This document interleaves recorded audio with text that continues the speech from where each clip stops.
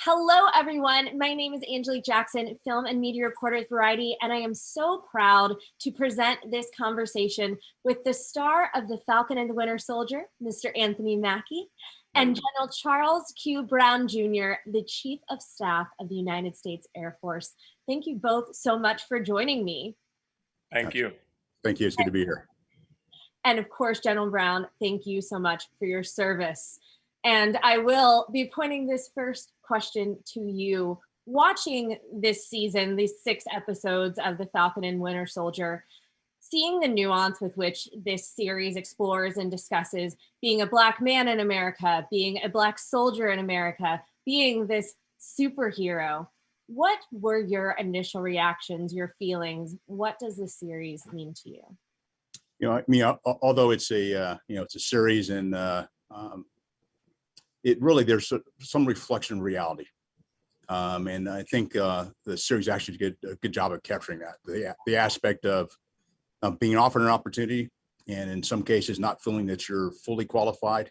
Well, want to ensure that if you do take on the responsibility, that you are able to represent, because a lot of folks are watching, and you're put into a position of kind of a non-traditional type of role, that it's not the expected role. And that's the thing that kind of came across to me as I watched really the evolution of Sam Wilson, from kind of being reluctant, but then in the end, taking up the mantle. And of course, for audiences who do not know, you are the first African American to serve in your position as the Chief of Staff. So like you said there, this is a situation where in some ways, you know, life did imitate art a bit. You definitely know what it's like to be in Sam's position. Well, exactly. And it's one of those where you don't really aspire, even for Sam and Anthony's role, you don't walk in there thinking you're going to be Captain America. Just like when I came in the Air Force, I didn't walk in and think I was going to be a Chief of Staff of the Air Force. Even, I would say 3 or 4 years ago, it was not something I aspired to do. It just, the opportunity presented itself.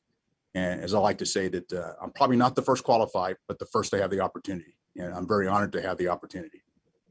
Absolutely. Anthony, when you hear General Brown talk about his experience and similarly how it does relate to Sam's, how does that make you feel, knowing the idea that, this is a very nuanced conversation, but one you guys really worked to try and get right? Well, Ms. Jackson, you could also thank me for my fake service on TV.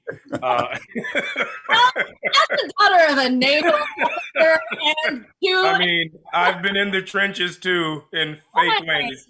That's true, though. They don't go easy on y'all in the Marvel world. So no, I've done training, but no, it's humbling actually. I've played many soldiers in many different capacities on TV, and what I always learn with going through the training courses and the time that we take to meet with soldiers, going to different bases and things, it's a level of pride and dignity that comes along with being a soldier that the average person does not have. And that's something that I've always held dear to my heart. It started with Manchurian Candidate, and then the Hurt Locker, and now the ultimate being Captain America. But, having family members, having friends who have served and come back, that's something that has always been important to me, is showing soldiers in a respectful humanitarian light. Because I know for me specifically, sometimes I meet people, like General Brown, and I'm like, that guy's not a human being. He's this, he's a rock star, and you forget that they're actual humans. And you place them in a light where they're not allowed to be humans, so that's something that's always been important to me, is bringing humanity to the aspect of being a soldier. And of course, I'm sorry, I when I introduced you, I left out a very important part. The new Captain America, Anthony Mackie. Has it even gotten like the littlest bit old yet, or is it still just like, this is really darn cool? You know what? It makes me happy because I literally can shut my friends down at any given moment. And that to me is the warmest part of my soul, that if they say something, I can say, hey, dog, you can't, come on, Cap's in the building. So that that's what makes me happy. I mean, that is definitely a badge of honor that you can wear proudly. And I think too, what is so special about this series is the way that, you know, when we see at the end of Endgame, Sam, you know, is being handed down the shield, and instead of it just being like, okay, he takes it and he's Captain America now, we actually get a chance to sit there and understand what this symbol means, and how, you know, Sam finds his way into that symbol. You know, even when Sam says that symbols are nothing without the men and women that give them meaning, when you got a chance to really show people who Sam Wilson was through this series, you know, what was the most important thing that you wanted people to know about Sam, you know, the humanity behind Sam before we meet Sam, you know, as Captain America, the superhero? The most important thing was, you know, when you look at his background, there's a certain pedigree, there's a certain drive that made Sam Sam. You know, you have to remember he's a regular guy. There's no super serum, there's no superpower, there's no super suit. He's a guy who went out for a jog and came home an Avenger. So there's a certain recognition that Steve had with Sam where he felt comfortable and confident in giving him the shield. So I wanted to bring that level of humanity and dignity to him. That soldier pride was something that was very important to me. That level of you know, trust that comes from his family, his background, his upbringing, that he kind of nurtured and matured while growing into the Falcon. You know, so that was something that was very important that I wanted to be cognizant of and have people aware of. General Brown, for you, what was it like the first time you saw Anthony in the suit as Captain America on the series? Somewhat about time. I mean, and seriously, there's an aspect of this that you know, many people are qualified, and just having the opportunity. And I think just to watch the evolution, and really the aspect of, you know, someone with a very humble background, humble beginnings, to come to where he is and have the opportunity, and the realization that you know, I can do this. And that was part of, you know, at the beginning of the series, where even after having the shield and really kind of passing it up, just feeling like he wasn't quite qualified, or didn't have the confidence to do it. And then what, you know, as it develops over the series, you saw the, you know, the Captain America who had some flaws, and how Sam Wilson was able to come forward and kind of take the mantle and go, you know what, I really can do this. And there's others that actually had confidence in him. And that's the part I think is important. Sometimes you have a lack of confidence in yourself, but others are watching and really can kind of see. But then I think the other that I saw is Bucky kind of didn't fully appreciate the extra burden that comes with it. And that's another part that I think is an important aspect that came across in the series as well.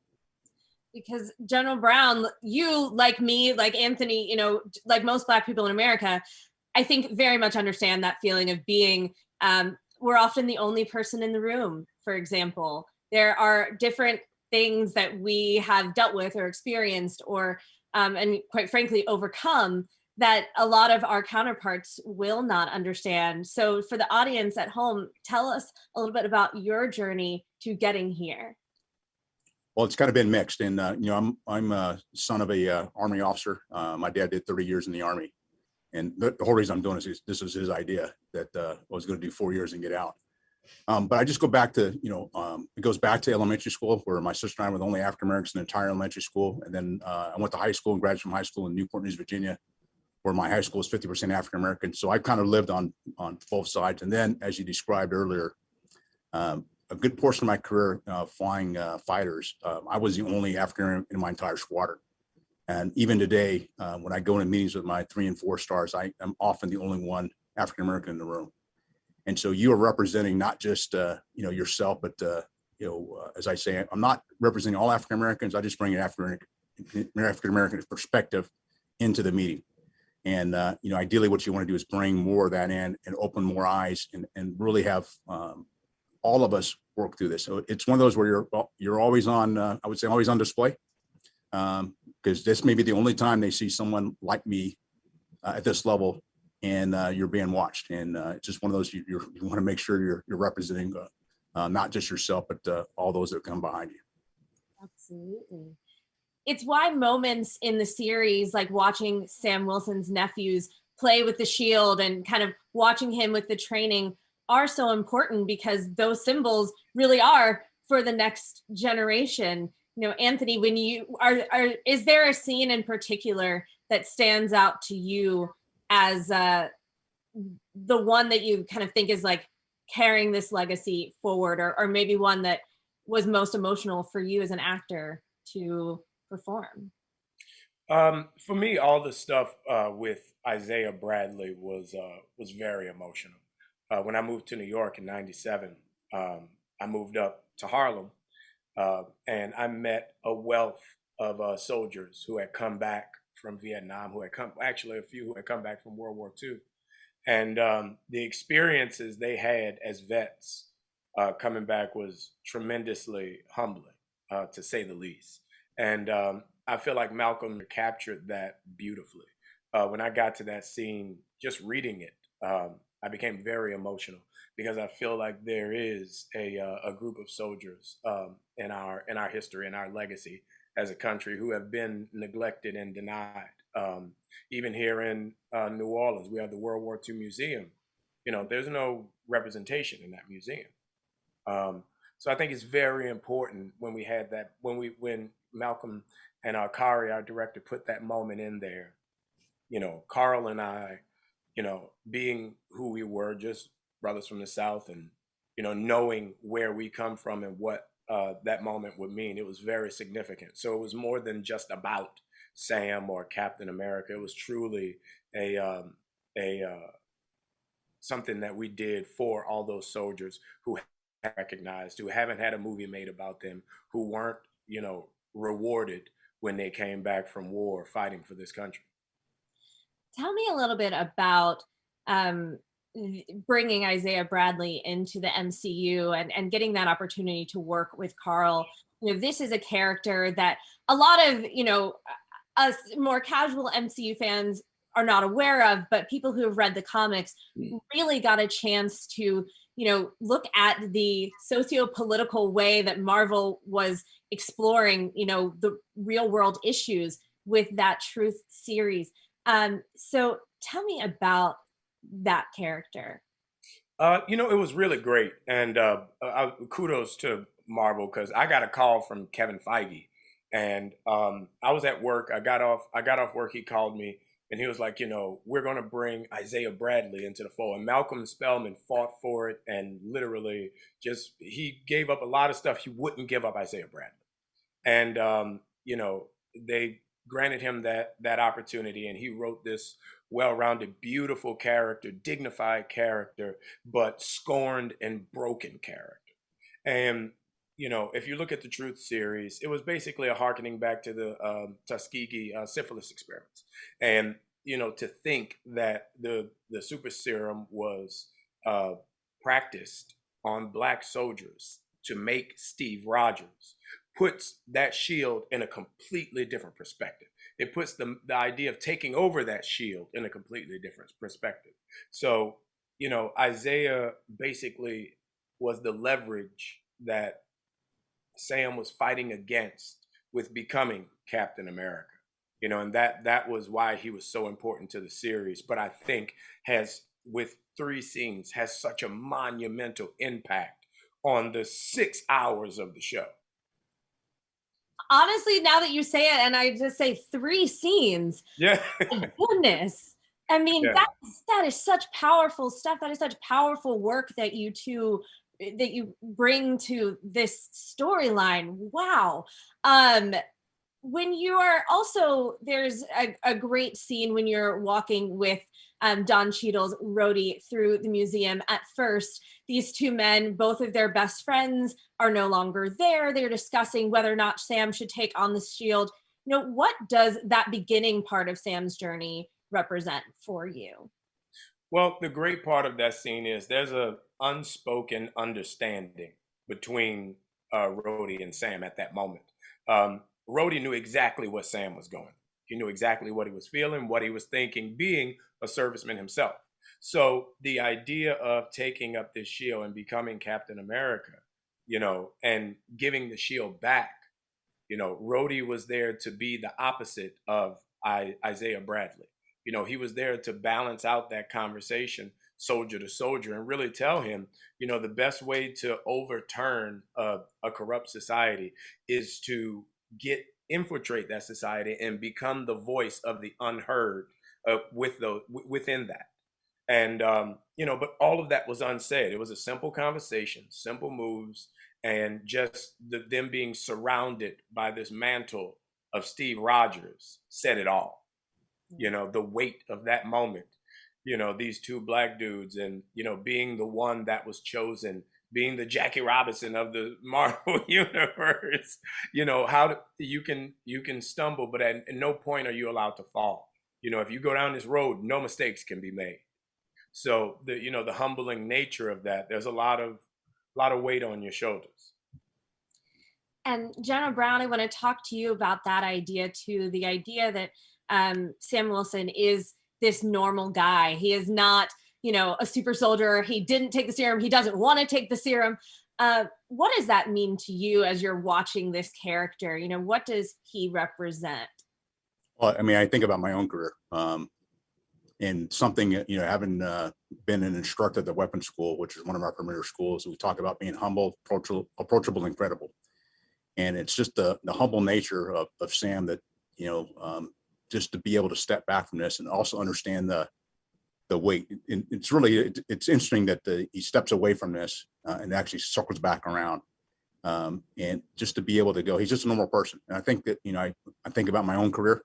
Because I never aspired to do many of the things I've had great opportunities to do. It's just that a lot of things have come together, and just by being me. And I think the same thing for Sam. Over time throughout the series, he just being himself then gets to the mantle of to be Captain America. To see these Black soldiers on screen, obviously from various disciplines of the armed forces, what does that mean to you to see them get a chance to be these superheroes? Well, it's just, I don't have an opportunity. I think for any one of us, whether it's, going into the military or being an actor, the aspect that you can see somebody who looks like you and go, I have the opportunity to do this. I can be, and I really believe, and I always believe, that young people only aspire to be what they've been exposed to. And if they haven't had a chance to see it, it's kind of hard to say, I want to do that one day. And you're less inclined to do it unless you have someone that looks like you that says, hey, there is an opportunity there. And the fact to have, Anthony now as Captain America anybody can fill any one of these roles. Now, I'm sure he's not willing to go Captain America right now, but at some point you may hand the mantle off to somebody else. But I think that's an important aspect of, being able to be a role model and opening doors for those that come behind us. All right. How many years? What is your timeline for Captain America? When are you willing to give it up? But I definitely don't want to be a 55-year-old Captain America. So I got a solid, 6 to 8 in me. Well, listen, we know Marvel will keep that work flowing. We are so excited to see more of Sam Wilson as Captain America coming up in your own movie. So that is exciting news. But also, at the end of this series, you have this incredibly powerful speech and conversation that kind of, it seems to sum up where we are kind of as a world right now, and maybe what we need to be doing to move forward, and kind of in the way that, again, life imitating art, the conversations we've been having as a country as of late versus the conversations we were having kind of internally as Black people for decades. It is that moment in which you are kind of speaking this truth to power. Tell me about how that monologue and that conversation came together. I know you were very much a part of making sure that Sam's words felt real. Well, we when we shot that scene, it was supposed to be a massive thing, and then COVID hit, and we had to chop it down to a smaller scene. And it was very important for me. I don't like to just use words and throw words out there. So Malcolm and I got together, and he wrote this tour de force of a monologue. And but I felt like a lot of it was just filler. It wasn't hitting the what's the points of it. So we sat down, him, Kari, and I, and really took that monologue and really got to the points. What is he trying to say? What's the for him to become? This is the moment where he becomes Captain America. So what's his Captain America going to stand for? Because he was a soldier, he was a caretaker of soldiers, he was a counselor. He's not the guy who's going to, bust his way through problems. Over the entire course of the show, he didn't want to fight Carly. He didn't want to hurt Carly. He was trying to help her and stop her from what she was doing. So that has to do with his counseling aspect. So the idea of the humanitarian side of him was something that I feel is his superpower. His ability to have empathy and sympathy for those around him is his superpower. So that monologue was about him showing that if one of us is mistreated, we're all to blame. And that's the overall theme of the new Captain America, not Black Cap or Cap for the people. He's Captain America for all. And on that subject of superpowers, actually, before I get to the subject of superpowers, that scene also very much evokes for me, General Brown, your powerful message that you released via Facebook over the summer, really letting people in on what it is like in your position, but also speaking out after the tragic killing of George Floyd. Why was it important for you to speak up that way, but also in the reaction that you've gotten from people, what have those meant to you? Well, it was really driven by my youngest son, because he was really having a hard time with what was going on. He called me the week prior, and that actually, also in my own role as a senior officer, I knew there's a lot of people wondering what I was going to say, when I was going to say it, and it was just the aspect of him kind of pushing me and asking me a question of, hey, Dad, what is I was the commander of Pacific Air Forces at the time. What is Pacific Air Forces going to say? Which is really asking me, hey, Dad, what are you going to say? And that I had a lot on my mind. And so I just shared it. And I really did not intend for it to be to go as broad as it did, but I'm glad it did. And it's just so interesting that before I finished watching the series, my oldest son sent me a clip of Captain America's piece, and I watched it just before I was going to work. And it brought back some emotion, because it really felt it resonated with me, because it took me back to the video I created.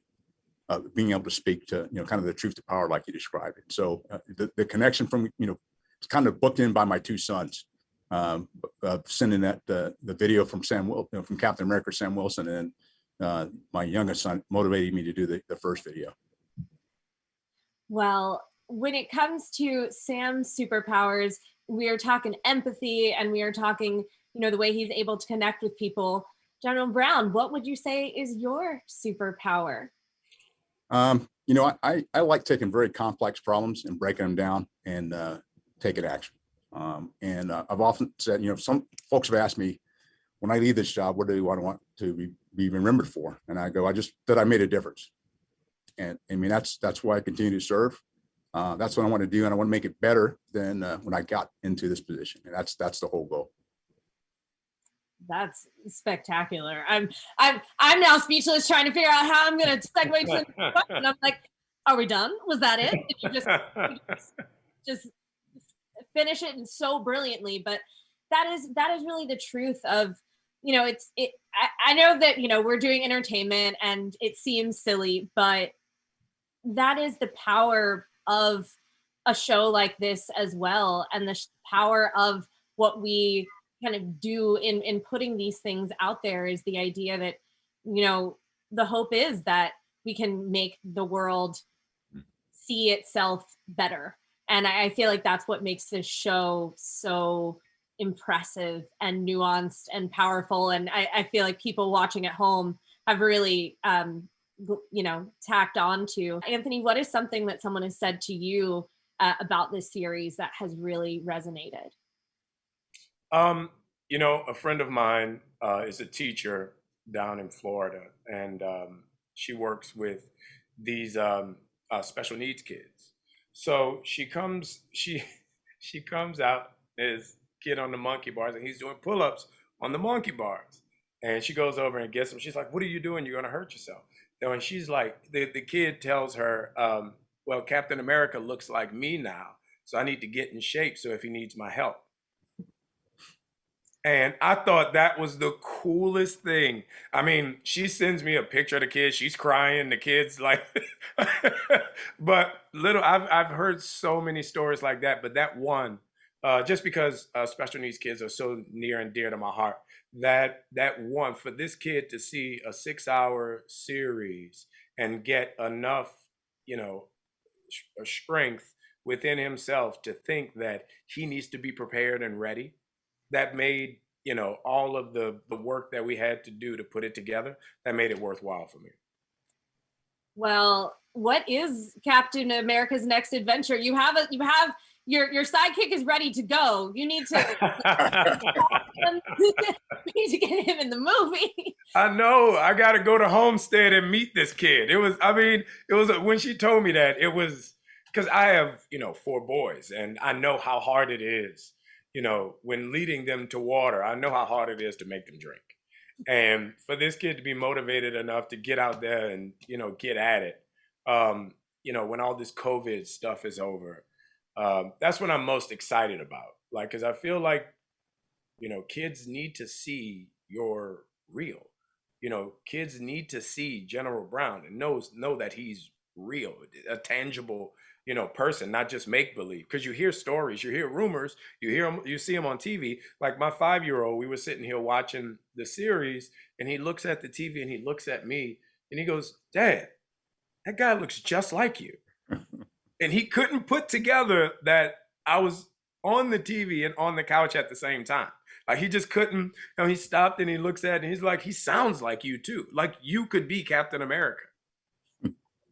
And so they need to see that you're real. So I look forward to showing little kids of every race and background that I'm a real person. Absolutely.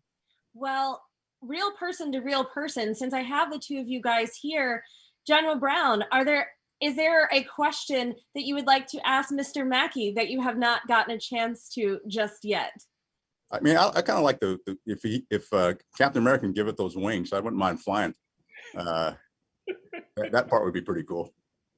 See, I already got it. What I think, remember like in the 80s and early 90s, every police show had like 48 hours. They had like the police chief was the old black dude, and he'd come out and like yell at him, like, "Get in my office," So I think you should be my like supervisor, and you come out and just ream me one good time and then just go and slam the door. That's when great cameo. I Right. know what I got to do. And everybody's like, "Who is the captain? That guy is great."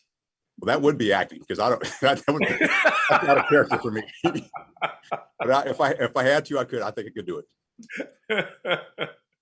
We have full belief in you. Mr. Mackie, do you have a question for General Brown? Yeah. Okay. So when promoted, is it because of the work you do? Like, you press your blues well enough, or you go to all the meetings, or do you take tests, or like, how is it a time thing? Like if you're in the military for a period of time, you get promoted. How does promotion work for you to go from regular enlistee to 4-star? Or for all of it, there is a time component. We look at performance, but we also look at future potential. And so with that, you got to be performing in the job in the job that you're in, and then at the same time show that you have potential to move to the next level. And that's the assessment process. And so on the enlisted side, there is some testing. On the officer side, there are no tests, but you get performance evaluations and feedback, and the scoring of your records. There's certain steps you have to go through, schools and performance, those kinds of things that you have to do and fulfill to remain competitive. So it's a competition all the way to this level. Huh. So is it possible for you to be in the military for like 20 years, but still be on the first level ranking? Like, what is, when you first sign up for the Air Force, what are you called? A grunt? What are you called? Well, airman, an airman. An airman, just an airman. So for Right. you, can you be like a 60-year-old airman? Not quite. You got to continue to progress. If you don't progress, then we'll ask you to step aside. Okay, all right. Because I know you went through ROTC, and when I was in high school, you know, here for Mardi Gras in New Orleans, you know, all the high schools, we have our ROTC, and you know, you get to wear, you're in the ROTC, they come out and they're marching in front of the band. And I joined ROTC because I wanted to be the guy carrying the flag in the parade, you know, but you know, you guys march is very controlled, very, you know, regimented. When we march, we're out there twerking and doing flips and we're spinning the flags and all this because it's Mardi Gras. So I was in ROTC for like 3 days, and I got asked to leave because I wasn't doing well. All I wanted to do was carry the flag, man. Just let me carry the flag. Obviously, you're much better Captain America than they are marcher. I guess you're technically allowed to twerk with the shield, so let's